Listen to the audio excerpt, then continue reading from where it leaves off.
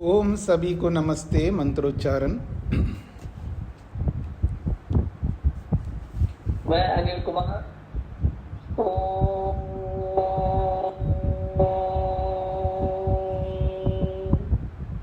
सहनाववतु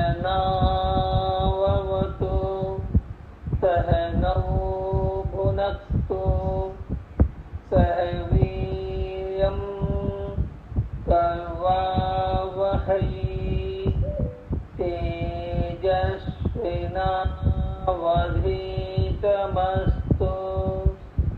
मा विद्विषावहै। ॐ शान्तिः शान्तिः शान्तिः।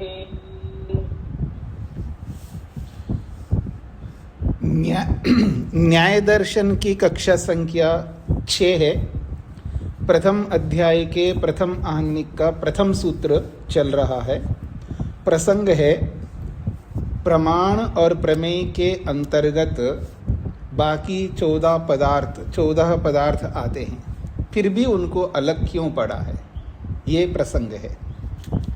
और उस प्रसंग में संशय को अलग क्यों पड़ा है उसको समझाया है। विमृश्य पक्ष प्रतिपक्षाभ्याम अर्थ अवधारणम निर्णय। यदि किसी पदार्थ का अवधारण निश्चय निर्णय करता है व्यक्ति अपने जीवन में कहीं पर भी, उस पर चलने का, उस पर डटे रहने का अधिक उसकी संभावना रहती है। यदि बिना विचार किए बस केवल किसी के कहने पर जब मान करके चलता है किसी भी विषय में, उसमें उसी पर बने रहना बहुत कठिन होता है। और कभी भी हताश, निराश या और कोई ऐसी समस्या, बाधा, कठिनाई आती है तो व्यक्ति उससे दूर हो जाता है। इसलिए जीवन में जो जीवन के मुख्य प्रयोजन होते हैं उसमें स्वयं को निर्णय करना होना चाहिए। अक्सर मनुष्य जो है दूसरों पर निर्भर करता है, दूसरों पर आश्रित रहता है, दूसरों के आश्रय से चल रहा होता है, अपने आश्रय से चल नहीं पाता व्यक्ति। हाँ, आजकल के जो बच्चे होते हैं नए, मैं अपने पाँव पर खड़ा होऊंगा, मेरा अपना अपनी नौकरी हो या व्यापार हो, अपना मकान हो, अपनी गाड़ी हो, इस पर तो वो दृढ़ रहते हैं, बाकी विषयों में नहीं रह पाते। सभी विषयों में रहना चाहिए। तो संशय इसलिए उसको पृथक करके विस्तार से समझाने का प्रयत्न किया। फिर कहा प्रयोजन। प्रयोजन किसे कहते हैं उसको भी स्पष्ट किया है। जिससे व्यक्ति प्रेरित होकर के कर्म करना स्टार्ट करता है उसी को तो प्रयोजन कहते हैं। न्याय शब्द को लेकर के वात्स्यायन ऋषि ने स्पष्ट किया है, प्रमाणै अर्थ परीक्षणम न्याय। अब हम आगे बढ़ते हैं जी। तत्र वाद जल्पो, वाद और जल्प इनको लेकर के बताया जा रहा है। वाद जल्पो सब प्रयोजन। जब व्यक्ति वाद और जल्प करता है वो प्रयोजनवान होते हैं। अभी हम सबको समझना है, जब कभी किसी भी बात को हम किसी के सामने करते हैं उसमें 3 प्रकार से बात किया जाता है। वाद के प्रकार से, जल्प के प्रकार से और वितंडा के प्रकार। 3 प्रकार है बातचीत करने के। जब कोई व्यक्ति किसी सिद्धांत को, किसी कॉन्सेप्ट को लेकर के चर्चा करता है, आत्मा को लेके, परमात्मा को लेके, सृष्टि को लेकर के, या अपने लक्ष्य को, उद्देश्य को लेकर के, अपने फ्यूचर को, भविष्य को लेकर के, कोई भी बड़ी चीजें जब जिसकी चर्चा करता है तो वो 3 प्रकार से करता है। या तो वाद के माध्यम से करता है, या जल्प के माध्यम से करता है, या वितंडा के माध्यम से करता है। वाद उसको कहते हैं, वाद में जब बातचीत करता है व्यक्ति, तो वाद में कम से कम 2 पक्ष होने चाहिए। हमारा अपना स्वयं का पक्ष या सामने वाले का, चाहे वो पिता हो, माता हो, पति हो, पत्नी हो, सास हो, बहू हो, विद्यार्थी हो, अध्यापक हो, कोई भी हो, दो व्यक्तियों के बीच में चर्चा होती है किसी भी विषय को लेकर के। उस चर्चा में जो भी बातचीत होगी वो प्रमाण पूर्वक होगी, और जो भी प्रमाण होता है वहाँ पर आग्रह नहीं होता है। प्रमाण जब चाहे आप प्रस्तुत करो तो प्रमाण है, मेरा ये आग्रह नहीं, ये होना चाहिए, ऐसा कोई आग्रह नहीं होता है। वाद में प्रमाण के माध्यम से बात रखी जाती है, और जो प्रमाण कहता है उसको दोनों को सहर्ष, बिना ननु नच करते हुए, कोई हाँ हूँ करते हुए, कुछ नहीं, बस सामान्य रूप से, स्वाभाविक रूप से स्वीकार करना होता है। वहाँ पर अहम भाव नहीं रहता है, अहंकार नहीं रहता है, वह स्वीकार ही रहता है। प्रमाण पूर्वक जिसने भी कहा, चाहे पति ने कहा है, पत्नी ने कहा है, अध्यापक गुरु ने कहा है, विद्यार्थी शिष्य ने कहा है, सास ने कहा, बहू ने कहा है, जिस किसी ने भी, बॉस ने कहा है या उसके नीचे काम करने वाले ने कहा, प्रमाण पूर्वक जब बात हो रही है तो जिसने भी प्रमाण को प्रस्तुत किया उसको स्वीकार्य होता है, उसमें कोई अहंकार नहीं होता है। और ऐसी जो बातचीत होती है उसको वाद कहते हैं। और दूसरी जो चर्चा होती है जिसको जल्प कहते हैं, जल्प में बात तो प्रमाण पूर्वक होती है परंतु वहां आग्रह होता है, नहीं मेरी बात को मानना। जैसे पति बोलता है, कई बार पत्नी बोलती है, गुरु बोलता है, शिष्य बोलता है, सास बोलती है, बहू बोलती है, या कोई भी दो व्यक्तियों के बीच में वह आग्रह रहता, वहाँ अहंकार रहता, नहीं स्वयं को जिताने का आग्रह रहता, मैं जीतूं, अपनी जीत की पड़ी रहती है। वहाँ पर, वहाँ सत्य मुख्य नहीं रहता है, स्वयं को जीतना है तो वो भी सत्य है, पर मैं जीतूं, मेरी बात माननी चाहिए।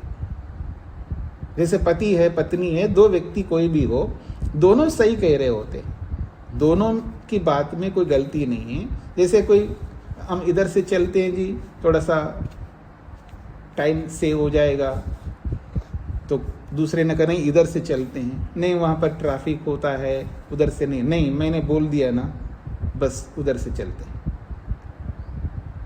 वहाँ आग्रह है, वह अहंकार है। दोनों रास्ता सही है, थोड़ा सा टाइम का 5-7 मिनट का, 10 मिनट का ऊपर नीचे हो सकता है, लेकिन वह आग्रह रहता, नहीं मेरी बात को माननी है, अपने आप को जिताने की ओढ़ लगी रहती है। दो के बीच में बात होती है प्रमाण पूर्वक ही, वहां पर भी यह है जल्प।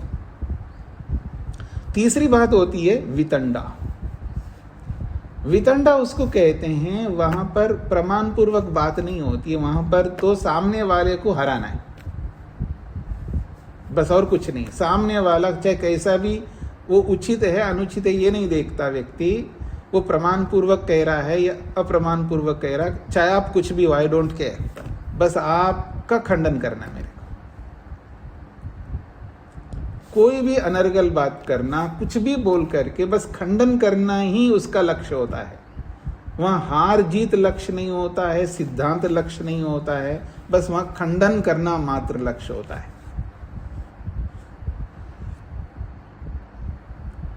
जैसे आजकल लोकसभा लग रही होगी, अनेक बार लगती है, तो चाहे कितनी आप अच्छा काम करो, कोई अच्छा काम है, बस मेरे को खंडन करना है, उसको अप्रिशिएट करना, आपने अच्छा काम। कभी होता है लोकसभा में आपने बहुत अच्छा काम किया है, ऐसा कोई बोलता है अपोजिशन वाला, बस उसको खंडन करना है। तो ये है, इसको कहते हैं वितंडा। जो बातचीत होती है, उस बातचीत में जो गलतियां होती है वो 54 प्रकार की गलतियां होती है, जो आगे बताएंगे स्वयं न्याय दर्शनकार। आदमी बातचीत करता हुआ कैसे कैसे दोष करता है, एक नहीं, दो नहीं, 54 प्रकार के दोष। और उसको एहसास भी नहीं हो रहा होता है कि मैंने क्या गलत कहा है, उसको पता नहीं लग रहा होता है, क्योंकि उसको पता भी नहीं है, वो भी क्या करेगा। तो बातचीत करते समय व्यक्ति बहुत सारे दोष करता है, वो सारे दोषों को यहाँ पर प्रस्तुत किया जाएगा। वाद में कोई दोष नहीं होता है। जल्प में दोष करता हुआ सही पक्ष को सिद्ध करने के लिए भी दोष करके भी बस अपने पक्ष को जीताना चाहता है व्यक्ति। अगर सामने वाले का पक्ष गलत है, वो गलत व्यक्ति है, तो वहां पर साम दाम दंड भेद जो भी करके बस सही पक्ष को सिद्ध करना चाहता है, चाहे वो गलत तरीका से सिद्ध करे, क्योंकि वहां पर मुख्यता रहती है सत्य को जिताना है। चाहे वो रास्ता गलत चुन करके भी वो करे चलेगा, पर सत्य को सिद्ध करना है। ये जल्प होता है और वहाँ बहुत सारे दोष होते हैं, वो व्यक्ति को पता नहीं लगता है। और वितंडा तो दोषपूर्ण ही होता है, उसमें तो कोई उचित बात ही नहीं होती है। जो खंडन करने वाला वो दोषयुक्त होता है, वो कोई प्रमाण प्रस्तुत नहीं कर रहा होता है, एविडेंस नहीं दे रहा होता है, उसको बस गलत ठहराना है सामने वाले को। आप कितना ही अच्छा करो, उसको गलत ठहराना, इसका नाम है वितंडा। ये 3 प्रकार की चर्चा होती है। तो इन 3 चर्चाओं में पहले 2 चर्चाओं को प्रस्तुत कर रहे। तत्र वाद जल्पो सप्रयोजनो। वाद और जल्प जो है प्रयोजन वाले होते हैं, उनका उद्देश्य होता है यथार्थता को सिद्ध करना, यथार्थता को स्थापित करना, व्यवस्था को स्थापित करना, उचित को स्थापित करना। ये दोनों का विशेष प्रयोजन होते हैं, इसलिए उसकी चर्चा तो जब आएगी तब करेंगे। पर तीसरी जो चर्चा है, जो वितंडा है, उसके बारे में थोड़ा सा कहना चाहते हैं। वितंडा तु परीक्षते। वितंडा के बारे में थोड़ा सा यहाँ पर परीक्षा करते हैं। विस्तार से तो आगे जब वो प्रसंग आएगा, वितंडा का प्रसंग आएगा, तब बताएंगे। यहाँ संक्षेप से प्रस्तुत कर रहे। वितंडा तु परीक्षते, वितंडा की परीक्षा की जाती है। वितंडया प्रवर्तमानो वैतंडिका। जो वितंडा से व्यवहार कर रहा होता है उसको वैतंडिक कहते हैं। ये शाब्दिक अर्थ बता रहे। वितंडा शब्द का अर्थ है अनर्गल बात करना, अनर्गल बोलना, व्यर्थ बोलना, बिना सिर पैर के बोलने को वितंडा कहते हैं। और जो बिना सिर पैर से बोलने वाले को वैतंडिक कहते हैं। अर्थात वितंडा का प्रयोग करने वाले को वैतंडिक कहते हैं। अनर्थ बोलने वाले को वैतंडिक कहते हैं और अनर्गल बोलने को वितंडा कहते हैं। अनर्गल बोलने को वितंडा कहते हैं, उस अनर्गल को बोलने वाले को वैतंडिक कहते हैं। सप्रयोजनम अनुयुक्तः यदि प्रतिपद्यते। स, वो जो वितंडा करने वाला व्यक्ति, स, वो जो वैतंडिक व्यक्ति है, प्रयोजनम अनुयुक्तः यदि प्रतिपद्यते, यदि वो अपना प्रयोजन बताता है। अनुयुक्त का मतलब है बताता, मेरा ये प्रयोजन है, मेरा ये सिद्धांत है, मैं ये कहना चाहता हूं, ऐसा अगर वो अपने प्रयोजन को रखता है तो सो अस्य पक्ष, वो उसका पक्ष हो जाता है। सो अस्य सिद्धांत, वही उसका पक्ष ही उसका सिद्धांत हो जाता है। जब उसका पक्ष हो गया, उसका सिद्धांत हो गया, इति वैतंडिकत्वम जहाति, फिर वो वितंडा नहीं रहेगी उसकी, फिर वो वैतंडिक नहीं कहलाएगा। इसीलिए वितंडा करने वाला कभी अपना पक्ष नहीं रखता। मैं क्या मानता हूं, मेरा क्या पक्ष है, उसको उसका कोई लेना देना नहीं, उसको बस सामने वाले का खंडन करना ही एकमात्र उद्देश्य होता है। यदि पक्ष बता दे, अपना सिद्धांत बता दे, तो फिर वो वितंडा नहीं रहेगी उसकी। इसलिए कहना चाह रहे हैं कि सप्रयोजनम अनुयुक्त, यदि वो वितंडा करने वाला अपना प्रयोजन बताता, मैं क्यों आपका खंडन करना चाहता हूं, उसके पीछे कोई प्रयोजन होता है ना खंडन करने का। यदि वो प्रयोजन बता देगा तो सो अस्य पक्ष, वो प्रयोजन ही उसका पक्ष हो जाएगा। सो अस्य सिद्धांत, वही उसका सिद्धांत होगा। इति वैतंडिकत्वम जहाति, फिर वितंडापन से वो हट जाएगा, फिर वो उसकी वितंडा नहीं रहेगी, फिर वो जल्प में जाएगा, फिर उसको वितंडा नहीं कहेंगे। अथ न प्रतिपद्यते, यदि वो अपना प्रयोजन नहीं बताता है। अथ न प्रतिपद्यते, यदि वो अपना पक्ष नहीं बताता है, अपना प्रयोजन नहीं बताता है, तो ऐसी स्थिति में न अयम लौकिक न परीक्षक इति आपद्यते, न तो वो लौकिक रहेगा और न परीक्षक रहेगा। 2 प्रकार के लोग होते हैं। परीक्षक उसको कहते हैं जो विद्वान होते, ऑथेंटिक लोग होते हैं, जैसे साइंटिस्ट है, बड़े बड़े स्कॉलर्स है, अच्छे अपने अपने विषय के जो एक्सपर्ट्स जो होते हैं अपने अपने विषय के, उनको परीक्षक कहते हैं। और लौकिक जो होते हैं, जो परीक्षक लोगों के द्वारा जो प्रस्तुत किया जा रहा होता है, उसको फॉलो करने वाले जो होते हैं उनको लौकिक कहते हैं। हाँ जी, आप मोबाइल का यूज करते हैं जी? बिल्कुल करते हैं। क्यों जी? तो आप लौकिक हैं। और मोबाइल बनाने वाला कौन है? वो परीक्षक है। ऐसा डिवाइस बनाने वाला तो परीक्षक हो गया और उस डिवाइस का यूज करने वाला लौकिक होगा। और इसमें ये पारिभाषिक शब्द है। लौकिक का मतलब आप जो व्यवहार में, ये तो लौकिक आदमी है, तो वो लौकिक का अर्थ अलग है। ये तो आध्यात्मिक व्यक्ति है, तो किसी को आप ये कहो ये तो लौकिक है, और किसी को आप ये तो आध्यात्मिक है, तो जिसको आप आध्यात्मिक बोलेंगे तो अपने आप को क्या समझता है? गर्वान्वित होता है वो व्यक्ति। और जो लौकिक जिसको आप बोलोगे तो फिर उसको थोड़ा सा लगेगा, देखो मेरे को क्या बोला जा रहा है। तो लौकिक शब्द लोक में थोड़ा सा निम्न अर्थ में प्रयोग होता है, पर यहाँ ये लौकिक शब्द पारिभाषिक है। लौकिक का मतलब है जो परीक्षक लोगों के द्वारा जो सिद्धांत प्रस्तुत किए जाते हैं उनका उपयोग करने वालों को लौकिक कहते हैं। और परीक्षक का मतलब है स्कॉलर्स होते हैं, बड़े बड़े वैज्ञानिक होते हैं, अपने अपने विषयों के विशेषज्ञ होते हैं। और संक्षेप से इंजीनियर है, मतलब इंजीनियरिंग के बारे में जानता है। और जो इंजीनियरिंग के बारे में थोड़ा बहुत आप गूगल करके या थोड़ा बहुत जितना भी आप जानते हो साइंस के बारे में, तो इतने मात्र से आप इंजीनियर नहीं कहलाएंगे।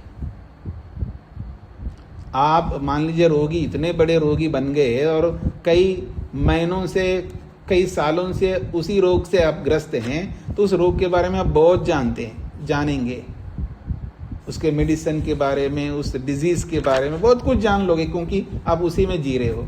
इतने मात्र से आप डॉक्टर नहीं कहलाएंगे। डॉक्टर तो परीक्षक होगा और आप जो है वो लौकिक होंगे। ऐसा इस तरह आप समझ लीजिएगा।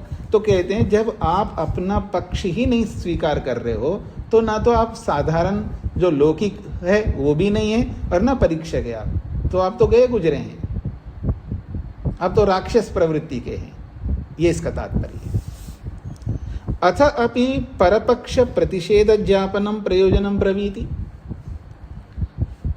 अथ अपि, यदि वो ये कहता है वितंडा करने वाला, परपक्ष प्रतिषेध ज्ञापनम, देखो जी मैं आपका खंडन करना ही मेरा पक्ष है, ऐसा अगर वो बोलता है, बस आपका खंडन करना ही मेरा पक्ष है, ये भी बोलेगा एतदपि तादृगेव, ये भी वैसा ही है, फिर वो वितंडावादी नहीं रहेगा।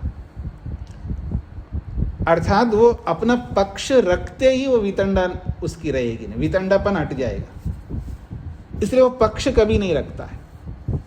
कभी कभी बातचीत में आपने देखा होगा कि भाई आप क्या मानते हो, आप अपना पक्ष तो बताए, वो बोलता नहीं है, बस वो उसको टाल मटोल करता रहता और सामने वाले का खंडन करता रहता, वो पक्ष रखता ही नहीं है। तो ये कहना चाह रहे हैं अथ अपि परपक्ष प्रतिषेध ज्ञापनम, यदि वो ये कहता है वितंडवादी, बस आपके पक्ष का खंडन करना ही मेरा प्रयोजन है, इतना भी बोल देता है, तो एतदपि तादृगेव, ये भी उसी प्रकार है। अर्थात वो दूसरे का खंडन करना उसका पक्ष हो गया, और पक्ष होते ही वितंडापन से वो हट जाएगा, ये कहना चाहते हैं।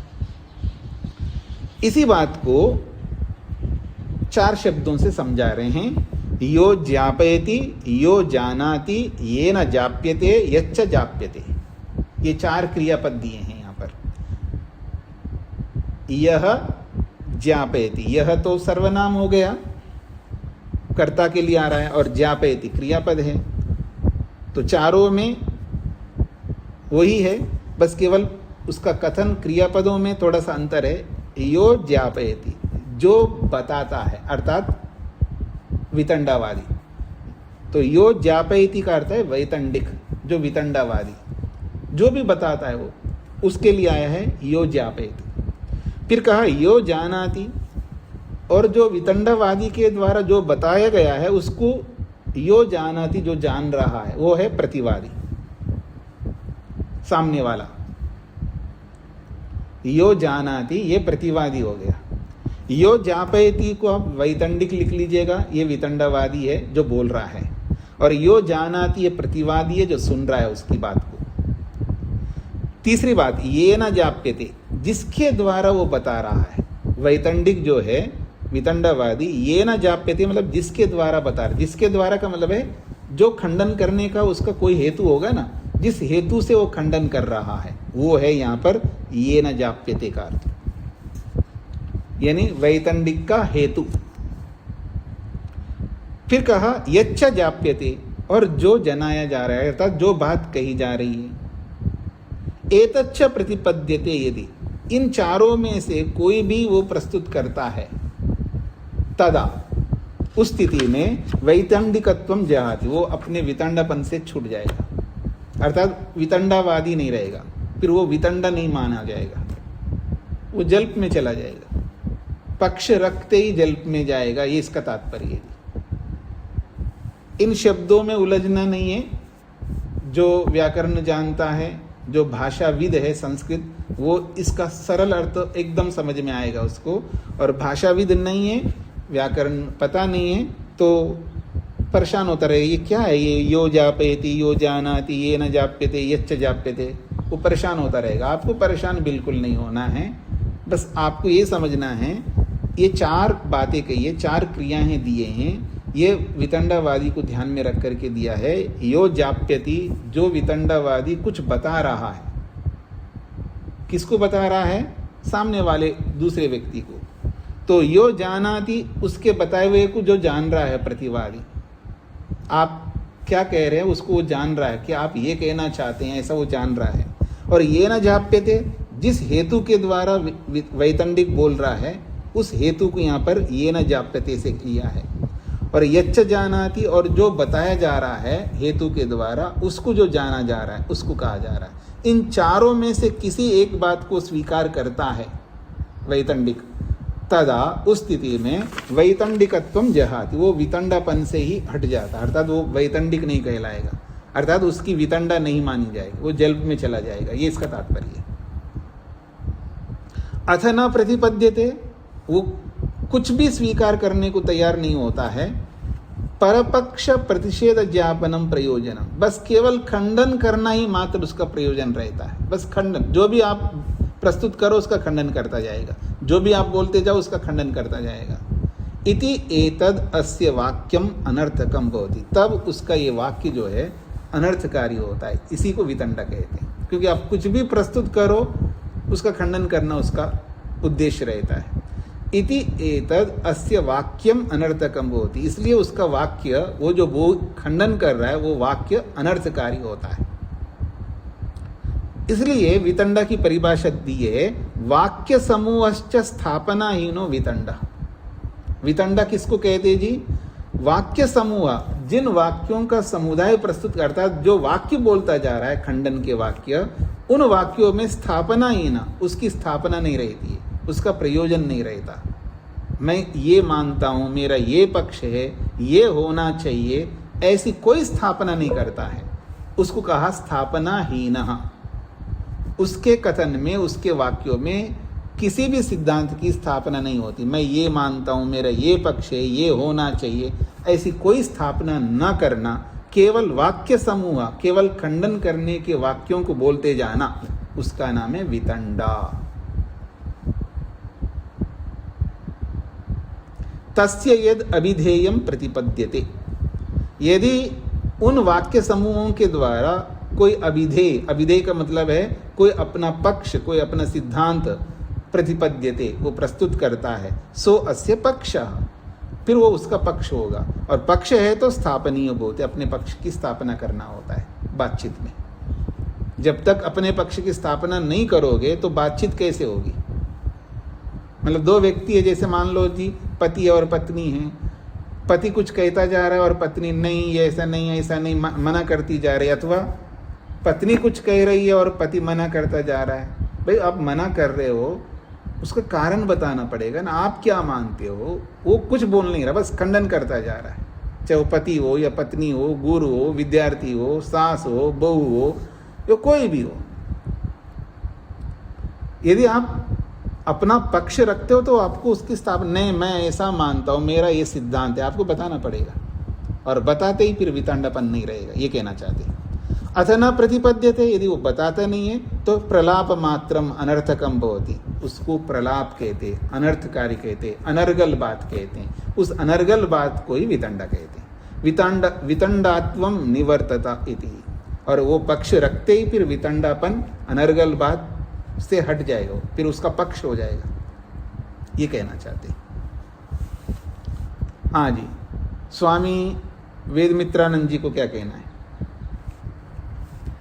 नमस्ते जी। तो वाक्य है, वाक्य समूहस्य स्थापना हीनो वितंडा, जी। तो वार्तिक कही जाएगी? वार्तिक हो सकता है, पर मैंने इसको वार्तिक के रूप में नहीं लिखा अपनी पुस्तक में। वार्तिक के रूप में भी कह सकते, क्योंकि इसकी व्याख्या नहीं दी है उन्होंने, इसलिए सामान्य वाक्य के रूप में भी ले सकते हैं। जी। हाँ जी, सुहासिनी जी को क्या कहना है?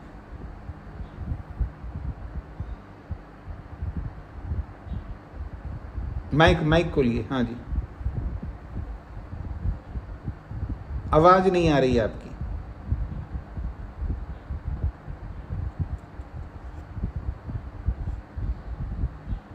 नहीं आ रही आवाज, कुछ कमी हो सकती है। हाँ जी, निर्मला जी को क्या कहना है? स्वामी जी, वितंडा का ये अर्थ है कि वो जो है दूसरे की बात सुनता ही नहीं, अपनी छल कपट बनाता है, वही है क्या इसका? नहीं, सुनता ही नहीं, कर मतलब खंडन करता है। जो भी सामने वाला बोलता है उसका खंडन करना ही उसका काम होता है, यही वितंडा। मतलब ये मानो ही ना, मैं कहता मानो ही ना, ये है तेरे आपकी बात नहीं मानो, ऐसे बोलता है। हाँ, ऐसे ही समझ सकते हो आप जी। ठीक है, धन्यवाद। हाँ जी, भारत जी को क्या कहना है? नमस्ते स्वामी जी। दो और दो चार होते हैं, इसका वितंडा वाला कैसे फिर वो खंडन कर सकता है? दो और चार होते, उसका कैसे खंडन कर? मैं नहीं मानता जी, आप क्या बोल रहे हो, ऐसा होता ही नहीं है। फिर आप कहोगे कैसे होता है, वो नहीं बताऊंगा। आपने दो चार होता है, तो दो चार नहीं होते हैं जी। तो फिर आप मेरे से कहेंगे क्या होता है जी दो चार ना हो करके, 5 होते हैं, 6 होते हैं, कुछ नहीं बोलूंगा, नहीं होता है, ये गलत बोल रहे हैं आप। नहीं, फिर आप प्रमाण देंगे सब लोग मानते हैं, नहीं होता ही नहीं है ऐसा। बस आप जो भी बोलते रहोगे उसका खंडन करना है। स्पष्ट हो गया जी? तो ये बात समझ में आ गई जी, वितंडा क्या होती है आप सबको। आगे बढ़ता हूं मैं। अथ दृष्टांतः। हाँ जी, युधिष्ठिर जी। स्वामी जी नमस्ते जी। हमको कैसे पता चले कि वार्तिकता की वार्तिक में कौन सा शब्द हो? नहीं, देखिए, ये तो परंपरा से, गुरु शिष्य की परंपरा से जो पढ़ते पढ़ाते हैं ना, उससे पता लगता है जी। ठीक है स्वामी। ये तो शास्त्र मतलब पुस्तक के रूप में लिपिबद्ध तो बाद में हुए ना, पहले तो केवल गुरु ने सुना है और उनको समझ में आ गया, फिर उसने दूसरे को सुनाया है। इसी तरह चली आ रही हमारी परंपरा प्रारंभ से। इसलिए वेद को भी श्रुति इसलिए कहते हैं, सुन सुन करके सब याद करते थे। और आज परिस्थिति ये हो गई हम लोगों में कि हमारी स्मृति बहुत कमज़ोर हो गई है। वैसे तो स्मृति कमज़ोर नहीं होती, हम लोग मान लेते कमज़ोर हो गई, जब मैं बूढ़ा हो गया हूँ, मेरी स्मृति कमज़ोर हो गई है, याद नहीं रहता है। ऐसा कुछ नहीं है, स्मृति कभी कमज़ोर नहीं होती है, याद रखना। इस पर भी कभी विचार कर लूँगा। तो जब हम याद रखना कम कर दिया, हमारा ध्यान कम हो गया, तो याद नहीं रहता है। ठीक है जी। तो जब याद नहीं रहता तो क्या करेंगे, आप लिखते हैं, तब ये लिपि और ये पुस्तक ये सब आ गई। तो ये जो लिपिबद्ध हुआ है बाद में हुआ, पहले लिपिबद्ध नहीं होता था स्टार्टिंग में जी। ओम प्रकाश जी को क्या कहना था? प्रणाम जी। ये प्रयोजन विहीन जी। होना भी वितंडावाद होगा? हाँ, प्रयोजन विहीन होना का मतलब बिल्कुल वितंडा ही होगा। आप खंडन करते जा रहे, अपना प्रयोजन नहीं बता रहे। हाँ, प्रयोजन नहीं है। जी जी जी। नहीं। हाँ जी, राजगोपाल जी को क्या कहना था? स्वामी जी नमस्ते। यहाँ पर तस्य यद्यविधेयं प्रतिपद्यते, हाँ जी। इसका क्या? तस्य यद अविधेयम प्रतिपद्यते, तस्य उस वितंडावादी जो कहना चाहता है उसका प्रयोजन बताता है। अविधेयम का मतलब प्रयोजन। स्वामी जी, यहाँ प्रश्नवाचक चिन्ह किस लिए प्रयोग है?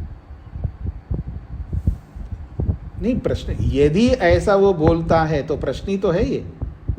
यदि वो अपना प्रयोजन बताता है तो स्वस्य पक्ष, वो उसका पक्ष हो जाएगा। अगर पक्ष हो जाएगा तो उसको स्थापनीय भवति, उसको स्थापित करना होगा। मेरा ये पक्ष ऐसा आपको स्थापित करना होगा ना, आपको बताना होगा। तो यदि वो अपना प्रयोजन बताता है तो वो प्रश्नवाचक ही तो रहेगा। यदि जोड़ते ही वो प्रश्नवाचक होगा। जी। अथ दृष्टांत, अब दृष्टांत को लेकर के बताया जा रहा है जी। दृष्टांत के विषय में कह रहे हैं प्रत्यक्ष विषयो अर्थः दृष्टांतः। जो भी दृष्टांत होता है वो प्रत्यक्ष होता है, याद रखना। जब कोई उदाहरण देता है, दृष्टांत का मतलब उदाहरण होता है, और हमेशा उदाहरण प्रत्यक्ष होता है। उदाहरण आप दे रहे हो और वो प्रत्यक्ष नहीं है, फिर वो उदाहरण नहीं माना जाएगा। उदाहरण मात्र प्रत्यक्ष होता है। ये अलग बात है आपको प्रत्यक्ष हो या सामने वाले को प्रत्यक्ष हो या पूरे लोक को प्रत्यक्ष हो।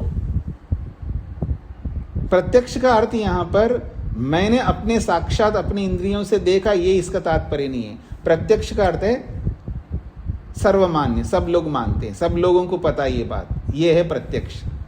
इस रूप में देखिएगा। मैं थोड़ा इसको प्रत्यक्ष को, यहाँ जो दृष्टांत को लेकर के प्रत्यक्ष कहा है, इस प्रत्यक्ष की चर्चा कर रहा हूँ। प्रमाणों में जो प्रत्यक्ष प्रमाण है उसकी चर्चा नहीं कर रहा हूँ। दृष्टांत रूपी सिद्धांत को लेकर के बोल रहा हूँ। जो दृष्टांत वो प्रत्यक्ष विषय वाला होता है, अर्थात किसी न किसी को प्रत्यक्ष हुआ होता है, और वो किसी न किसी को प्रत्यक्ष हुआ है वो सर्वमान्य होता है। सब लोग उसको मानते हैं। कोई मानता और कोई नहीं मानता, वो दृष्टांत कभी नहीं बनता है। ये भी बता रहे हैं आगे। तो दृष्टांतः प्रत्यक्ष विषयो अर्था, प्रत्यक्ष विषय वाला दृष्टांत होता है।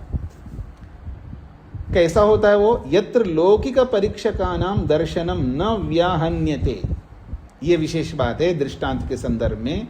यत्र, जिस संदर्भ में, जिस दृष्टांत के संदर्भ में लौकिक परीक्षकाणां दर्शनम, चाहे वो लौकिक व्यक्ति हो या परीक्षक व्यक्ति हो, दोनों का दर्शन, दोनों का ज्ञान न व्याहन्यते, विरुद्ध नहीं होता है। दोनों का दर्शन, दोनों का ज्ञान एक समान होता है। मतलब जो दृष्टांत दिया गया है उस दृष्टांत के बारे में लौकिक को भी जान रहता है और परीक्षक को भी जान रहता है, और सब जिसको जानते हैं, और जो सब जानते हैं वही उसी को आपको दृष्टांत के रूप में रखना होता है। आप मेरे को कोई बात बता रहे हो, अगर मैं कहूँगा जी मेरे को समझ में नहीं आ रहा, कोई दृष्टांत, कोई उदाहरण दे के समझाइए, तो फिर जब आप उदाहरण रखोगे वो उदाहरण ऐसा होना चाहिए, वो मेरे को भी वो उदाहरण का बोध होना चाहिए, मेरे को पता होना चाहिए वो उदाहरण। अगर वो मेरे को नहीं पता है तो आप उसको उदाहरण के रूप में नहीं रख सकते। इसलिए उदाहरण वो ही देना होता है जो सब जानते हो, उसी को उदाहरण के रूप में आपको प्रस्तुत करना होगा। कुछ समझ में आ गया जी सबको? तो कहते हैं लौकिक परीक्षकानाम दर्शनम। लौकिक और परीक्षक, अब आपके मन में रहना चाहिए लौकिक किसको कहते हैं, परीक्षक किसको कहते हैं, इसको भूलना नहीं। तो चाहे लौकिक व्यक्ति हो चाहे परीक्षक व्यक्ति हो, उन दोनों का दर्शन, दर्शन मतलब ज्ञान, उन दोनों का ज्ञान एक समान होता है। न व्याहन्यते, वो अलग अलग नहीं हो सकता, विरुद्ध नहीं हो सकता। व्याहन्यते का मतलब है विरुद्ध होना, और न व्याहन्यते विरुद्ध नहीं होता है। दोनों का ज्ञान एक समान होता है, एक जैसा होता है, दोनों की अनुभूति एक जैसा होगी। सच प्रमेयम, और वो जो दृष्टांत है वो प्रमेय है वास्तव में। सच प्रमेयम, वो दृष्टांत प्रमेय है, क्योंकि जानने योग्य होता है। क्योंकि वो दृष्टांत इसलिए बताया जा रहा है ताकि आप उसको जाने, उस दृष्टांत को, इसलिए तो आपके सामने वो दृष्टांत देता है। तो वो प्रमेय है वो, और प्रमेय है तो प्रमेय के अंतर्गत होता हुआ भी फिर दृष्टांत को अलग क्यों रखा है? तस्य पृथक वचनम, उसको अलग क्यों पढ़ा है 16 पदार्थों में, उसको समझाया जा रहा है। प्रमेय होता हुआ भी दृष्टांत को अलग इसलिए रखा है, तद आश्रयौ अनुमानागमो। ये जो दृष्टांत होता है वो प्रत्यक्ष विषय वाला होता है, और उसी प्रत्यक्ष के आश्रित अनुमान चलता है, और उसी प्रत्यक्ष के आश्रित आगम अर्थात शब्द प्रमाण चलता है। इसलिए अनुमान और आगम जो है ये शब्द, यानी अनुमान प्रमाण और शब्द प्रमाण, शब्द प्रमाण का अपर नाम है आगम प्रमाण।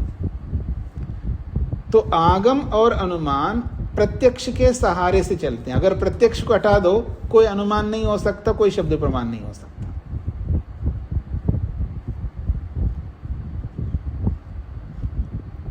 आप मेरी ओर देखिए, स्वर्ग कामो यजेता, प्रसिद्ध वाक्य। स्वर्ग की इच्छा हो तो याग करो, यह शब्द प्रमाण है। तो शब्द प्रमाण कौन दे रहा है? ऋषि दे रहा है या ईश्वर दे रहा है।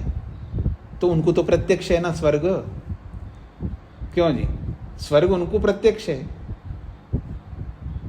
या मैं ये बोलूं, यज्ञेन यज्ञम अयजंत देवा तेना, ये जो मंत्र हैं यजुर्वेद का और ऋग्वेद का, यज्ञ से यज्ञ की पूजा करो और स्वर्ग को प्राप्त करो, यानी नाकम को प्राप्त करो, मोक्ष को प्राप्त करो, ये वेद कहता है। तो जो मोक्ष है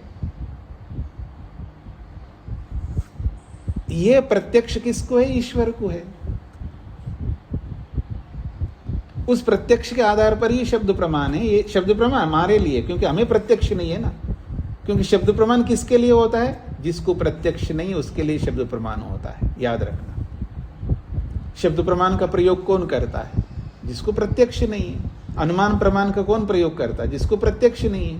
वही तो अनुमान प्रमाण शब्द प्रमाण का प्रयोग करते हैं। अगर मेरे को प्रत्यक्ष है तो मैं अनुमान का क्यों प्रयोग करूंगा, शब्द प्रमाण का क्यों प्रयोग करूंगा? क्योंकि वो मेरे को प्रत्यक्ष है। तो शब्द प्रमाण अनुमान प्रमाण उन लोगों के लिए होता है जिनको वो प्रत्यक्ष नहीं होता है। क्योंकि आप सब कुछ प्रत्यक्ष नहीं कर सकते अभी, इसलिए आपको अनुमान प्रमाण का प्रयोग करना ही होगा, शब्द प्रमाण का प्रयोग करना होगा। आप नहीं प्रत्यक्ष कर सकते। और एक बात बताऊं, कोई भी मनुष्य नहीं कर सकता प्रत्यक्ष, सब, चाहे वो ऋषि हो या हम हो, कोई भी मनुष्य, शरीरधारी कोई भी मनुष्य सबका प्रत्यक्ष नहीं कर सकता। नहीं समझ में आए तो उदाहरण देता हूं। इस सृष्टि में, इसी सृष्टि में हुए ना कपिल, गौतम, कनाद, बहुत सारे ऋषि। उन ऋषियों को सृष्टि का प्रत्यक्ष है, यानी सृष्टि को बनते हुए देखा उन्होंने? कोई मनुष्य नहीं देख सकता, कोई भी शरीरधारी सृष्टि को बनते हुए नहीं देख सकता, क्योंकि सृष्टि बनने के बाद ही तो हमारे को शरीर मिला है ना। तो सृष्टि की उत्पत्ति को प्रत्यक्ष कोई भी मनुष्य नहीं कर सकता, क्योंकि सृष्टि को बनते हुए कैसे देख पाएगा? तो शरीर ही नहीं है उसको। तो आपको क्या करना पड़ेगा? सृष्टि उत्पन्न हुई है तो आपको क्या करना होगा? या तो आप अनुमान प्रमाण से जानो या शब्द प्रमाण से जानो। ये दो ही रास्ते हैं आपके पास में। इन दो रास्तों से आपको जानना अनिवार्य है। या तो आप अनुमान प्रमाण से जानो या शब्द प्रमाण से जानो।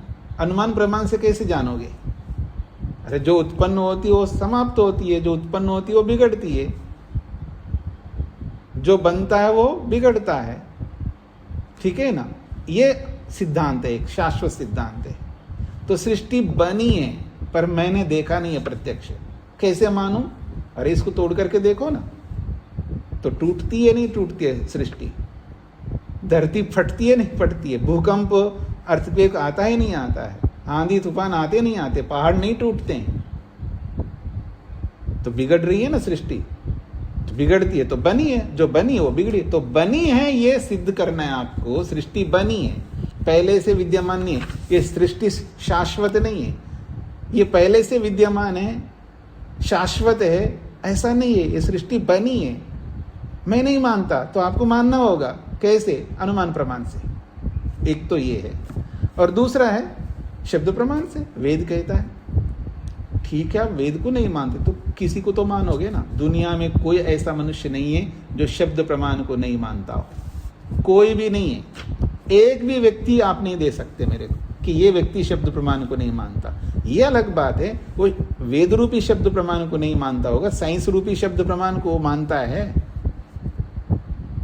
जितने भी आजकल के जो पढ़े लिखे हैं, जो विशेषकर स्पेशली जो साइंस पढ़े हुए हैं, कई बार बोलते हैं कि मैं नहीं मानता, जब तक मैं नहीं देखूंगा नहीं मानता। ये गलत बोलता है वो व्यक्ति, उसको ये एहसास नहीं होता है, वो बहुत कुछ मान रहा होता है जो नहीं देखा है। कई बार मैं एक मोटी भाषा में बोलता हूँ, कोई आप में से साइंस के होंगे तो आप बुरा ना माने, जो अधकचरा साइंस जानता है ना वही बोल सकता है ऐसा। अधकचरा का मतलब है भले उसने बीएससी किया हो, एमएससी किया हो और डॉक्टरेट भी किया हो, फिर भी वो ये बात कहता है तो अधकचरा ही मानूंगा मैं, क्योंकि वो ऐसा बोलने वाला, ऐसा साइंस को पढ़ा हुआ व्यक्ति न जाने कितना मानता है जिसको उसने नहीं देखा है। उसने जितनी भी पढ़ाई की है ना साइंस की, वो सारे शब्द प्रमाण के आधार पर किया। दुनिया में कोई भी मनुष्य ऐसा नहीं होगा जो शब्द प्रमाण को नहीं मानता हो, फिर भी उसको समझ में नहीं आता वो अपनी माँ बाप को कैसा मानता है। वो शब्द प्रमाण से मानता है या प्रत्यक्ष से मानता है? यही मेरे माँ बाप है, वो शब्द प्रमाण के माध्यम से जाना है या प्रत्यक्ष जाना है? प्रत्यक्ष तो उसको पता नहीं है, बताया माँ बाप ने। तो शब्द प्रमाण को न मानने वाला दुनिया में आपको एक भी नहीं मिलेगा, और अनुमान को न मानने वाला कोई नहीं मिलेगा। तो पर ये दोनों प्रमाण प्रत्यक्ष प्रमाण के आधार पर चलते हैं। यही बात यहां पर कहा है कि तस्य पृथक वचनम, इस दृष्टांत को अलग से इसलिए पढ़ा है, तद आश्रयौ अनुमान आगमो, इसी के आश्रित अनुमान आगम चलते हैं, अर्थात प्रत्यक्ष के। तस्मिन् सति स्याताम अनुमान आगमौ, उस प्रत्यक्ष के होने पर, उस दृष्टांत रूपी प्रत्यक्ष के होने पर ही अनुमान आगम होते हैं, अर्थात दृष्टांत के आश्रित ही अनुमान और आगम चलते हैं, उनके आधार प्रत्यक्ष है। असति च न स्याताम, असति च, यदि दृष्टांत नहीं है अर्थात प्रत्यक्ष नहीं है तो न स्याताम, फिर अनुमान और आगम भी नहीं होंगे। तद आश्रया च न्याय प्रवृत्ति, विशेष बात है तद आश्रया, उसी के आश्रय से न्याय की प्रवृत्ति, उसी दृष्टांत के सहारे से ही सारी न्याय की प्रवृत्ति चलती है, अर्थात न्याय बेस्ड है दृष्टांत के आधार पर। दृष्टांत के बिना न्याय की प्रवृत्ति हो ही नहीं सकती, इसका तात्पर्य है। अब याद रखना, जो आजकल के कोर्टों में भी बहुत सारे ऐसे इश्यूज आते हैं जिसका वो उनके किताबों में भी नहीं मिलता है। जो भी संविधान है जिसको उन्होंने पढ़ा है, लॉयर बने हैं, बहुत सारे ऐसे कुछ ऐसे बातें होती हैं जो वहाँ पर लिखी नहीं होती है, लेकिन वो लोग कैसे अपनी बातों को सिद्ध करते हैं, कोर्ट करते हैं वो लोग। फलाने न्यायाधीश ने ये वहाँ ये डिसीजन दिया था, फलाना हाई कोर्ट के, फलाने सुप्रीम कोर्ट के, और इतने 50 साल पहले फलाने उसने ये किया था, या भारत में नहीं है तो किसी देश का वो बोलेगा वहाँ ऐसा हुआ था, तो कुछ ना कुछ वो कोर्ट करता है वो व्यक्ति। क्या है वो? वही तो प्रत्यक्ष है। प्रत्यक्ष के आश्रय से ही सब जीते हैं, और उसी के आश्रित से ही अनुमान और आगम चलते हैं। कहते हैं दृष्टांत विरोधेन च परपक्ष प्रतिषेधो वचनीयो भवति। जब दो पक्ष बना करके लोग चलते हैं, मेरा ये पक्ष है, आपका वो पक्ष है, मैं आत्मा को मानता हूँ और सामने वाला आत्मा को नहीं मानता है, ऐसे दो पक्ष हैं, तो कहा जा रहा है दृष्टांत विरोधेन। तो जब आप अपने पक्ष को रखते हैं तो आपको हेतु देना पड़ेगा, कारण बताना पड़ेगा, और पक्ष को रखना, कारण बताना इतना ही काम नहीं चलेगा, आपको दृष्टांत भी देना होगा, उदाहरण भी देना होगा। हो गया, आपने अपने पक्ष को रखा है, स्थापना की है, प्रतिज्ञा की है कि आत्मा नहीं होता है, आपने हेतु भी दे दिया आत्मा के ना होने के पीछे, और आपने दृष्टांत भी दे दिया। अब मैं अपनी बात करूंगा तो मैं अपनी बात करूंगा आत्मा होता है, तो मेरे को भी हेतु देना होगा, हेतु भी दिया और दृष्टांत भी दिया, और आपके दृष्टांत का खंडन भी करना है। तो यही बात कह रहे हैं, दृष्टांत विरोधेन च परपक्ष प्रतिषेधः वचनीयो भवति। दूसरे का जो दृष्टांत, दूसरे ने जो दृष्टांत दिया है वो दृष्टांत का विरोध दिखाना, अर्थात आपने जो दृष्टांत दिया गलत दृष्टांत दिया है, ऐसा उसके दृष्टांत में विरोध दिखाते हुए परपक्ष प्रतिषेध, दूसरे के पक्ष का खंडन करना होता है। परपक्ष प्रतिषेधो वचनीयः, अर्थात दूसरे के पक्ष का खंडन करना भवति होता है। दृष्टांत समाधिना च स्वपक्ष साधनीय भवति, और दृष्टांत समाधिना, और अपने सही दृष्टांत को रख करके स्वपक्ष साधनीय भवति, अपने पक्ष को स्थापित करना होता है। ठीक दृष्टांत दे करके अपने पक्ष को स्थिर करना होता है, और सामने वाले पक्ष का खंडन करना है उसके दृष्टांत को गलत स्थापित करके, गलत सिद्ध करते हुए। दूसरे पक्ष के दृष्टांत को गलत सिद्ध करते हुए उसके पक्ष का खंडन करना, और अपने पक्ष की स्थापना उचित सिद्धांत उचित दृष्टांत दे करके सिद्ध करना, ये करना होता है। तभी हम अपने पक्ष को सिद्ध कर पाते हैं। दो लोग जब चर्चा करते हैं, ये सारी बातें आगे आएंगे, चिंता मत करना। कैसे अपने पक्ष को स्थापित करना होता है, दूसरे पक्ष का खंडन कैसे करना होता है, दूसरे के दृष्टांत गलत कैसे सिद्ध करना होता है, और अपने दृष्टांत को यथार्थ कैसे सिद्ध करना है, ये सारी बातें आप पढ़ेंगे आगे। बस थोड़ा धैर्य रखिएगा, वहाँ तक जब हम पहुँचेंगे तो सब समझ में आ जाएगा। तो दूसरे के दृष्टांत में विरोध दिखाते हुए दूसरे के पक्ष का खंडन करना, अपने दृष्टांत को सही बताते हुए अपने पक्ष की स्थापना करना होता है। और एक बात कहिए, विशेष बात, नास्तिकश्च दृष्टांतम अभ्युपगच्छन नास्तिकत्वम जहाति। यह नास्तिक का मतलब ईश्वर को न मानने वाला, आत्मा को न मानने वाला, पुनर्जन्म को न मानने वाला नास्तिक नहीं है। यह नास्तिक एक पारिभाषिक शब्द है दर्शनों में। नास्तिक का मतलब है क्षणिकवादी, जो क्षण मात्र ही सब कुछ मानता है, एक क्षण भर के लिए होता है। क्षणिकवादी का मतलब है हर क्षण में वस्तुएं बदलती हैं। हाँ जी, क्या समझते हैं? अभी 47 मिनट पहले आप जो थे, आप वो थोड़े हैं, पता नहीं कौन है आप। हर क्षण में आप बदलते हैं, आपकी आत्मा बदल रही है, आपका मन बदल रहा है, आपका शरीर बदल रहा है। ऐसा मानने वाले बहुत हैं दुनिया में, उसको कहते हैं क्षणिकवाद। तो जो क्षणिकवादी है उसको यहाँ नास्तिक बोला गया है। नास्तिकश्च आप लिख सकते हैं, नास्तिक मतलब क्षणिकवादी। क्षणिकवादी अगर दृष्टांत को देता है, दृष्टांतम अभ्युपगच्छन, दृष्टांत को मानता हुआ, नास्तिकत्वम जहाति, फिर वो नास्तिकता को, क्षणिकवाद को ही छोड़ देगा वो। अर्थात दृष्टांत को मानते ही उसका क्षणिकवाद नहीं ठहरेगा, ये इसका तात्पर्य है। आप मेरी ओर देखिएगा, मैं आपको एक पेंसिल दिखा रहा हूँ। ये एक क्षण भर के लिए होता है। अब आपको नहीं दिखाई दे रहा तो समाप्त हो गया, ऐसा मान लीजिएगा। मतलब क्षण भर के लिए रहेगा। क्षणिकवाद का मतलब है एक क्षण में दिखाई देगा, दूसरे क्षण में ये समाप्त हो जाएगा। फिर क्यों दिख रहा है? अगले क्षण में फिर नया उत्पन्न हुआ है। आपको लगातार आप देखिए इसको, वही पेंसिल नहीं है, हर क्षण में उत्पन्न हो रहा है और क्षण में समाप्त हो रहा है। यह है क्षणिकवाद। अजीब अजीब सिद्धांत आप सुनेंगे अब आगे। ऐसा सिद्धांत है क्षणिकवाद का कि ये जो आपको लगातार दिखाई दे रहा है पेंसिल, लगातार आप मेरे को देख रहे हैं, लगातार मैं आपको देख रहा हूं, लेकिन उनका मत ये है कि ये एक ही वस्तु नहीं, आप लगातार नहीं दिख रहे हैं, आप हर क्षण में आप बदल रहे हैं। हर क्षण में उत्पन्न होते हैं, अगले क्षण में नष्ट हो जाते हैं, फिर नया उत्पन्न होते हैं आप। ऐसा ये वाद है। यदि ऐसा वाद है तो उस वाद को ध्यान में रख करके बोल रहे हैं, जो क्षणिकवादी है वो यदि वो दृष्टांत को स्वीकार करता है तो फिर वो उसका क्षणिकवादी समाप्त हो जाएगा, क्योंकि दृष्टांत तो स्थिर होता है, बना रहना पड़ता है दृष्टांत को। यदि दृष्टांत समाप्त हो जाएगा तो फिर वो कैसे पक्ष को सिद्ध करेगा? इसलिए कह रहे हैं यदि क्षणिकवादी दृष्टांत को स्वीकार करता है तो नास्तिकत्वम जहाति, वो अपने क्षणिकवाद से हट जाएगा, उसका क्षणिकवाद नहीं ठहरेगा, ये कहना चाह रहे।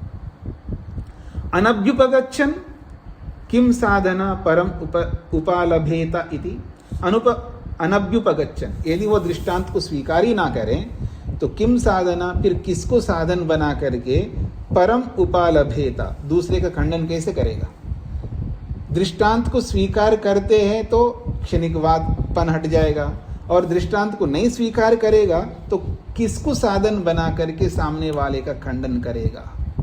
उभयतो रज्जु पाशः, इसको एक न्याय होता है, दोनों से घेर लिया जाता है उसको। रस्सी कैसी होती है जी?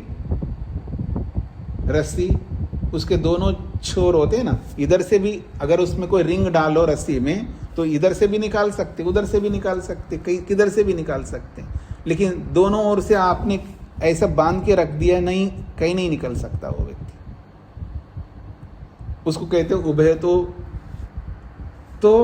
उभय तो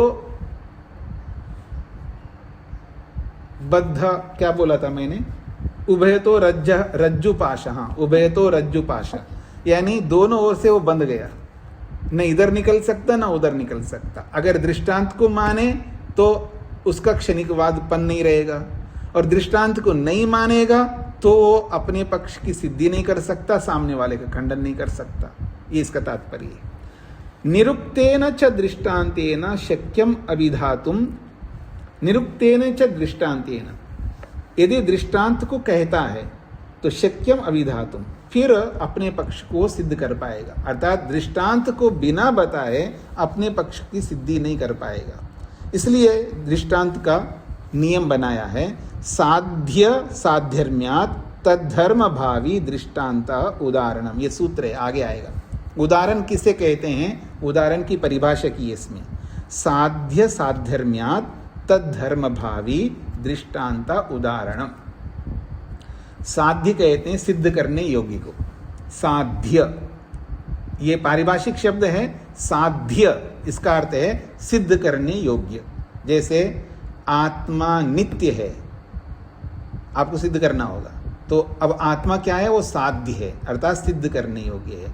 पुनर्जन्म, बहुत सारे लोग मानते हैं ना पुनर्जन्म नहीं होता है, तो आपको सिद्ध करना होगा पुनर्जन्म होता है, तो पुनर्जन्म साध्य है। आत्मा साध्य है, परमात्मा साध्य है, क्लेश, ऐसे बहुत सारे विषय हैं जो सिद्ध करना पड़ता है हमको अपने जीवन में।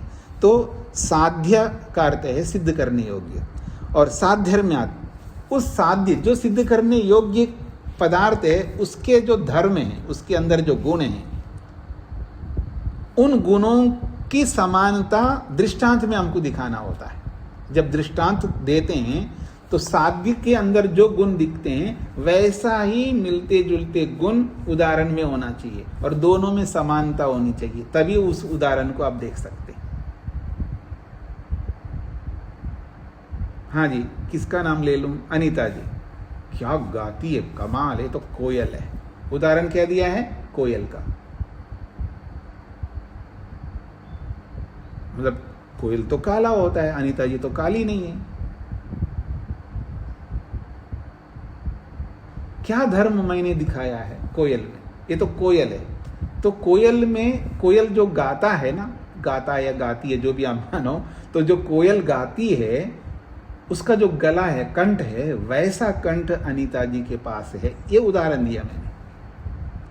तो साध्य है अनीता जी, आपको नहीं पता अनीता जी कैसे गाती है, वो साध्य है, उनको सिद्ध करना है मेरे को। जी अनीता जी बहुत अच्छा गाती है, मेरे कहने से अच्छा गाएगी क्या? मेरे को सिद्ध करना पड़ेगा। तो मैंने कहा जी कैसे गाती है जी, मेरे को बताना होगा। बहुत अच्छा गाती है। कैसे अच्छा? कोयल की तरह। ये उदाहरण दिया है। तो कोयल में जो गला है गाने का, जो उसका स्वर है, ऐसा स्वर अनीता जी के अंदर भी है। तो दोनों का स्वर को समान करके मेरे को दिखाना पड़ेगा, तभी तो दृष्टांत बनेगा। तो ये कह रहे हैं साध्य साधर्म्यात्, साध्य सिद्ध करने योग्य वस्तु के अंदर जो धर्म है, जैसे अच्छा गाना जिस व्यक्ति के लिए बोला जा रहा है वो तो साध्य है, वो अच्छा गाते हैं या अच्छा गाती हैं। तो उस अच्छा गाने का क्यों मैं बोल रहा हूँ वो अच्छा गाती है? क्योंकि उनके अंदर एक धर्म देखा, उनका कंठ ऐसा है, उनका स्वर देखा मैंने, उस स्वर को देख करके मैंने बोला कि वो अच्छा गाती है। तो वैसा ही स्वर का एक उदाहरण देना होगा मेरे को। इसको कहते हैं साध्यर्म, अर्थात सिद्ध करने योग्य वस्तु के अंदर जो धर्म है वैसा धर्म को मेरे को दृष्टांत में दिखाना है। तो इसको कहते हैं तद्धर्म भावी, उस साध्य के धर्म को रखने वाला। साध्य के अंदर जो धर्म है, जिस धर्म को लेकर के मैं अपने पक्ष स्थापित किया कि अनीता जी अच्छी गाती है, ये मेरा पक्ष है। अब अपने पक्ष की सिद्धि करने के लिए मेरे को उदाहरण देना है तो जो अच्छा गाने का जो धर्म मैं उस व्यक्ति में देख रहा हूं, वैसा धर्म मेरे को दृष्टांत में दिखाना होगा। तो इसलिए कह रहे तद धर्म भावी, उस धर्म को रखने वाला, साध्य के धर्म को रखने वाला जो होता है उसको दृष्टांत कहते हैं, उसी को उदाहरण कहते हैं। हाँ जी, कुछ समझ में आ रहा है जी सबको? शब्दों से परिचित नहीं है, वो शब्द आपको बार बार सुनना होगा, बार बार मन में बिठाना होगा, तब आपके मन में बैठ जाएंगे। अगर मैं मोबाइल बोलते ही आपको सोचना नहीं पड़ता, क्योंकि बार बार सुन करके अपने मन में बिठाया मोबाइल किसको कहते हैं, लड्डू किसको कहते हैं, बर्फी किसको कहते हैं, नींबू किसको कहते हैं। ऐसे ही साध्य शब्द को आपको अपने मन में बिठाना पड़ेगा और साध्यर्म को भी बिठाना पड़ेगा। ये सारे शब्द हैं जो पहली बार जिन शब्दों को सुनते हैं तो हमेशा आदमी विचलित हो जाता है, कुछ समझ में नहीं आ रहा, पता नहीं होता क्या ये साध्य। ऐसा सोचने की आवश्यकता नहीं है, बस उसको सुनने की आवश्यकता है, उसको अपने मन में बिठाने की आवश्यकता है। तो साध्य का मतलब सिद्ध करने योग्य, तो बार बार आपको अपने मन को उसको दोहराना होगा। साध्य का अर्थ होता है सिद्ध करने योग्य, स्थापित करने योग्य, साध्य। और साध्यर्म का मतलब है उस साध्य में रहने वाला धर्म। जिस धर्म को लेकर के मैं अपनी स्थापना की है, अच्छा गाती है, तो कोई अच्छा गाने का धर्म है उस व्यक्ति के अंदर, वो धर्म को साध्यर्म कहते हैं। और उस साध्यर्म को मेरे को दृष्टांत में दिखाना, जैसे कोयल गाती है तो कोयल में जो गाने की कला है या कोयल का जो स्वर है, वैसा स्वर इस व्यक्ति में है। तो इस व्यक्ति के स्वर को दृष्टांत के अंदर रहने वाले स्वर के साथ जोड़ना है, इसको कहते हैं तद धर्म भावी। दृष्टांत के धर्म को रखने वाला, नहीं, साध्य के धर्म को, तद धर्म को मतलब है साध्य के धर्म को रखने वाला दृष्टांत होता है, अर्थात उसी जैसा धर्म को रखने वाला दृष्टांत होता है। तब दोनों में समानता होती है और उसी को उदाहरण कहते हैं। आप उदाहरण तो दिया आपने, और उदाहरण में वो धर्म आप नहीं दिखाएंगे जो साध्य में जिस धर्म को सिद्ध करना चाहते हैं। साध्य में जिस धर्म को आप सिद्ध करना चाहते हैं, वो धर्म अगर आपने उदाहरण में नहीं दिखाया तो फिर वो उदाहरण नहीं माना जाएगा। ये इसका तात्पर्य है। आगे कहा जा रहा है तद विपर्याद व विपरीतम। तद विपर्याद व मतलब है दृष्टांत, मतलब साध्य के धर्म अगर आपने नहीं दिखाया उसमें तो तद विपरीत, उसके विपरीत होता है। एक तो ये अर्थ होगा इसका, और दूसरा तद विपर्याद का मतलब है उदाहरण दो प्रकार से होते हैं जी, एक साध्यर्म से होते हैं और एक वैधर्म से होते हैं। अर्थात साध्य में जो धर्म है उदाहरण में दिखाएंगे तो साध्यर्म दृष्टांत कहते हैं, और जो धर्म साध्य में हमको दिखाना है वो उदाहरण में नहीं दिखाना होगा, उसको विपरीत उदाहरण कहते हैं। तो इसका है तद विपर्याद का मतलब है साध्य का धर्म यदि उदाहरण में नहीं है तभी वो उदाहरण बन पाएगा, नहीं तो नहीं बन पाएगा। तो उदाहरण दो प्रकार से दिए जाते हैं, साध्यर्म से और वैधर्म से। ये सब बातें आपको आगे समझ में आएगा, यहाँ उलझना नहीं। आपको समझ में नहीं आ रही है विपर्याद व क्या है, विपरीतम क्या क्या है, साध्यर्म क्या है, वैधर्म क्या है, इन शब्दों पे नहीं जाइएगा, धीरे धीरे आपको समझ में आएगा। इतना समझना है आपको अपनी भाषा में, उदाहरण दो प्रकार से दिए जाते हैं। साध्य के धर्म को दिखाना होता है उदाहरण में, उसको साध्यर्म उदाहरण कहते हैं। साध्य के धर्म उस उदाहरण में नहीं होता है, वो भी उदाहरण बनता है। ऐसे दो प्रकार से उदाहरण दिए जाते हैं, बस इतना ही समझना है आपको। हाँ जी, शेखर जी। जी प्रणाम स्वामी जी। जी परंतु यहाँ प्रत्यक्ष को सर्व मान्य लिया है हमने। जी जी। और फिर ये भी कहा है कि वो आगम पे और अनुमान प्रमाण पे डिपेंड करते हैं। जी जी। हमने न्याय दर्शन अपना योग दर्शन में तो प्रत्यक्ष तो हमारा इंद्रियों के प्रत्यक्ष वाले को प्रत्यक्ष प्रमाण कहते हैं। नहीं नहीं तो नहीं, यहाँ पे आप सर्वमानिक बोल देते हैं तो वहाँ तो फिर इसमें तो शब्द प्रमाण और अनुमान प्रमाण भी आगे होंगे स्वामी जी। नहीं, प्रत्यक्ष केवल इंद्रिय प्रत्यक्ष नहीं होता है। इंद्रिय प्रत्यक्ष को भी प्रत्यक्ष कहते हैं, अनिंद्रिय प्रत्यक्ष भी होता है। जो मन से होता है या आत्मा से होता है उसको भी प्रत्यक्ष माना है योग में, सांख्य में, और सभी शास्त्रों में माना है। मतलब मन के सहारे से तो हम कर ही रहे हैं, मतलब हर एक बाह्य इंद्रियों से उनसे मन तो जुड़ा ही रहा है, उससे प्रत्यक्ष तो मन से ही हो रहा है स्वामी जी। मतलब नहीं, माध्यम मन से हो रहा है, प्रत्यक्ष कर रहे हैं। तो यहाँ जो मैं ये पूछ रहा हूँ, ये जो प्रत्यक्षता है ये वही है कि उससे अलग है? अलग होगा तो फिर जो हम आगम प्रमाण बोलते हैं और अनुमान प्रमाण बोलते हैं तो वो भी इसमें प्रत्यक्ष में आएंगे। देखिए, पहले आपको प्रत्यक्ष क्लियर करना है। प्रत्यक्ष दो प्रकार का होता है, एक बाह्य प्रत्यक्ष होता है और एक आंतरिक प्रत्यक्ष होता है। प्रत्यक्ष शब्द में दोनों आते हैं, दोनों आते हैं। अब जो उदाहरण दिया जाता है वो प्रत्यक्ष होता है, वो बाह्य प्रत्यक्ष होता है वो। और वो बाह्य प्रत्यक्ष के बारे में परीक्षक व्यक्ति भी उस बाह्य प्रत्यक्ष को स्वीकार करता है और लौकिक भी उस बाह्य प्रत्यक्ष को स्वीकार करता है। एक बात हो गई, ये अलग बात हो गया। एक ऑल ओवर दृष्टि से बताया जा रहा है, जो अनुमान प्रमाण हैं, जो आगम प्रमाण हैं, वो प्रत्यक्ष के सहारे से चलते हैं। इसका मतलब है चाहे वो बाह्य प्रत्यक्ष के सहारे चलते हो या आंतरिक प्रत्यक्ष के सहारे चलते हो, दोनों प्रकार के सहारे। सारे आगम, सारे अनुमान केवल बाह्य प्रत्यक्ष के सहारे से नहीं चलते हैं। कुछ अनुमान, कुछ शब्द प्रमाण बाह्य प्रत्यक्ष के सहारे चलते हैं और कुछ आंतरिक प्रत्यक्ष से चलते हैं। तो ओवरऑल से बताया जा रहा है, अगर आगम और अनुमान चलते हैं तो प्रत्यक्ष के आधार पर चलते हैं, चाहे वो बाह्य प्रत्यक्ष हो चाहे आंतरिक प्रत्यक्ष हो। ये इसका तात्पर्य है। तो स्वामी जी, आंतरिक प्रत्यक्ष में हम जो मन बुद्धि से जानकारी हो रही है जी, उसके सिवा भी हम कुछ अपना ले रहे हैं क्या? हाँ, उसके इंद्रियों का ज्ञान जो हमें मन बुद्धि से हो रहा है, या जो हमारा शास्त्र प्रमाण हमारी बुद्धि में है ज्ञान जी, तो उसको भी हम प्रत्यक्ष कैटेगरी में लेंगे? हाँ जी, हाँ जी, हाँ जी, बिल्कुल। वो योग में भी वैसे ही बोला है, सांख्य में भी वैसे ही बोला है और इसमें भी वैसे ही बोला जाएगा। सारे शास्त्र ऐसे ही बोलते हैं। मतलब आप थोड़ा सा डिफरेंस कर रहे थे कि यहाँ इस शास्त्र में प्रत्यक्ष योग दर्शन से थोड़ा सा अलग हटके है। नहीं, ऐसा मैंने थोड़ा सा नहीं, वो बोला है, वो उसको भी अभी भी बोलूंगा।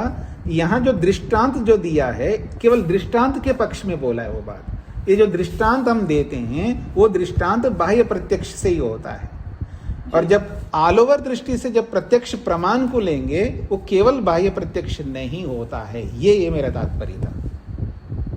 जी जी जी जी, जी सर। जब वो पक्ष की स्थापना करके जब दृष्टांत दिया जाता है वो दृष्टांत बाह्य प्रत्यक्ष का होता है, क्योंकि आंतरिक प्रत्यक्ष का अगर दृष्टांत देंगे तो लौकिक को तो पता नहीं है वो। ठीक हो गया जी? जी स्वामी जी। तो जब पक्ष की स्थापना करते हैं उसमें जब दृष्टांत दिया जाएगा वो मात्र बाह्य प्रत्यक्ष का ही दृष्टांत दिया जाएगा। उसको ध्यान में रख करके बात कहिए तो आपको क्लियर हो गया है। बाकी लोगों के भी हाथ खड़े हैं लेकिन समय हो गया आपका। अगर आप लोग लॉग आउट नहीं करेंगे तो बहुत सारे लोग लॉग आउट कर लिया है, क्योंकि जैसे समय निकलता है ना तो बहुत सारे लोग निकल जाते हैं। तो ठीक है, कोई बात नहीं, कल आपके प्रश्न सुन लूंगा जी। जिनके प्रश्न रह गए वो कल सुन लेता हूँ, कोई दिक्कत नहीं। आप जरूर करिएगा प्रश्न। ओम शांति शांति शांति।